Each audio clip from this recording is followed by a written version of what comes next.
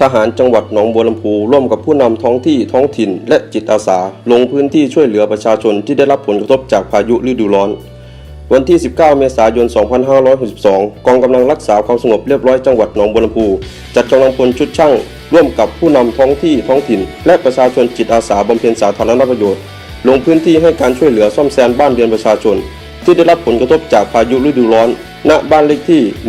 126/1 หมู่ที่ 5 บ้านไทยนิยมตำบลวังทองอำเภอนาวังและจัดกำลังพลลงพื้นที่มอบสิ่งของถุงยังชีพร่วมกับนายอำเภอศรีบุญเรืองผู้นำท้องที่ท้องถิ่นให้กำลังใจผู้ที่ได้รับผลกระทบจากพายุฤดูร้อนที่ได้รับความเสียหายรุนแรงในพื้นที่อำเภอศรีบุญเรืองจำนวน3 ครัวเรือนจากการลงพื้นที่ในครั้งนี้ประชาชนที่ได้รับผลกระทบจากพายุฤดูร้อนต่างรู้สึกขอบคุณทางเจ้าหน้าที่ทุกหน่วยงานทุกภาคส่วนที่ได้เข้ามาให้การช่วยเหลือและให้กำลังใจแก่ประชาชนในครั้งนี้